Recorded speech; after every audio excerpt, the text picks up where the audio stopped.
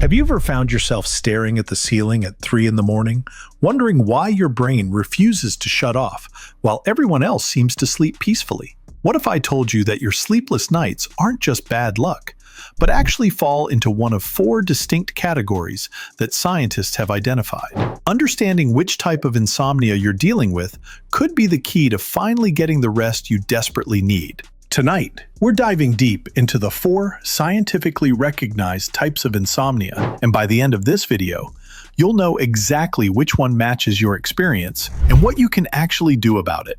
But here's the thing that might surprise you. The type of insomnia you think you have probably isn't the one that's actually keeping you awake.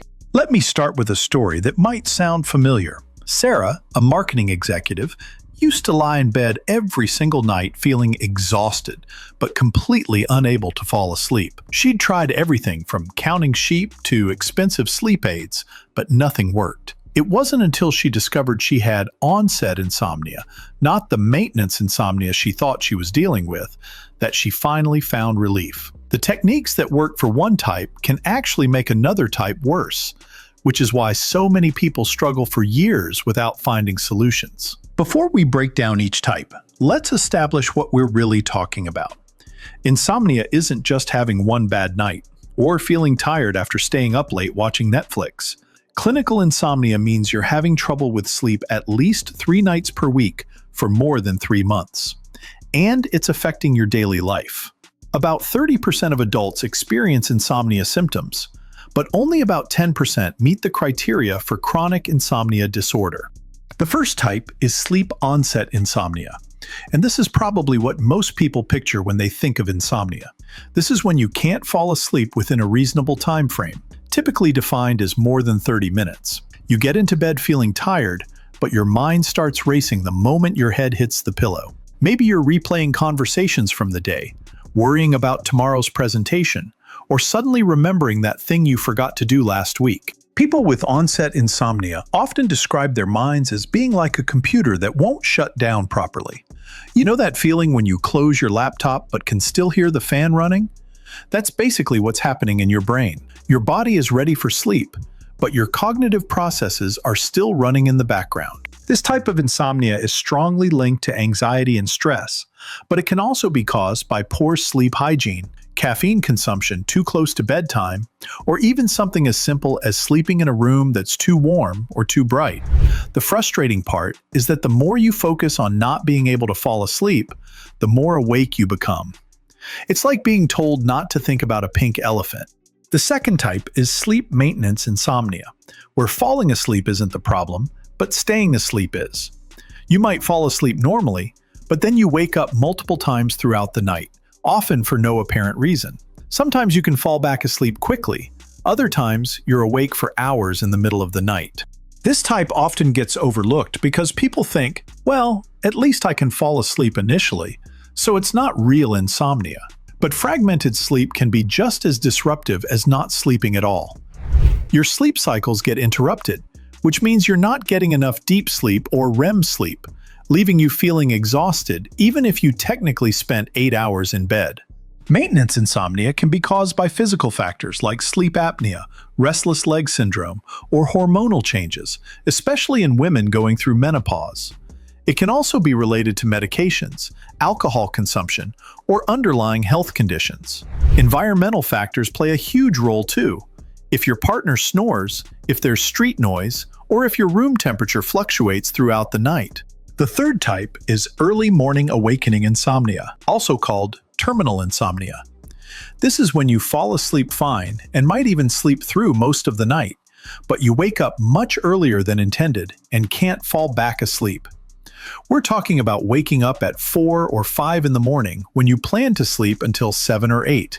This type is particularly common in older adults and people dealing with depression. There's actually a strong connection between early morning awakening and mood disorders. Depression often causes shifts in your circadian rhythm that push your sleep-wake cycle earlier. It's also associated with anxiety disorders, where people wake up early with their minds immediately filled with worries about the day ahead. What makes this type especially challenging is that society often celebrates early risers, so people might not even recognize this as a problem initially. They might think they're just becoming a morning person, but if you're waking up feeling unrefreshed and struggling with fatigue later in the day, it's actually a sleep disorder that needs attention. The fourth type is mixed insomnia, which is exactly what it sounds like, a combination of two or more of the other types. You might have trouble falling asleep and staying asleep, or maybe you can fall asleep but then wake up multiple times and can't sleep past 5 in the morning. This is actually more common than having just one isolated type.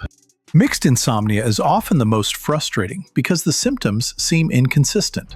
One night you might struggle to fall asleep, the next night you fall asleep fine but wake up at 3 and can't get back to sleep. This unpredictability makes it harder to identify patterns and find effective treatments. Now, here's where things get really interesting. The type of insomnia you have often changes over time, and external factors can shift you from one category to another. Stress at work might trigger onset insomnia, but as that stress becomes chronic, you might develop mixed insomnia. Hormonal changes can shift someone from having no sleep problems to experiencing maintenance insomnia. Understanding your specific type matters because the treatment approaches are different. For onset insomnia, cognitive behavioral therapy techniques like thought stopping and relaxation training are often most effective. Progressive muscle relaxation, where you systematically tense and release different muscle groups, can help quiet both your body and mind. For maintenance insomnia, the focus shifts to sleep environment optimization and addressing any underlying physical causes. This might mean getting tested for sleep apnea, adjusting medications with your doctor, or investing in blackout curtains and white noise machines. Early morning awakening insomnia often requires addressing underlying mood issues and working with your circadian rhythm rather than fighting against it. Light therapy, where you expose yourself to bright light at specific times, can help reset your internal clock. Mixed insomnia typically requires a comprehensive approach that combines techniques from all categories, often working with a sleep specialist to develop a personalized treatment plan. But here's something most people don't realize. Your insomnia type can actually give you clues about other aspects of your health.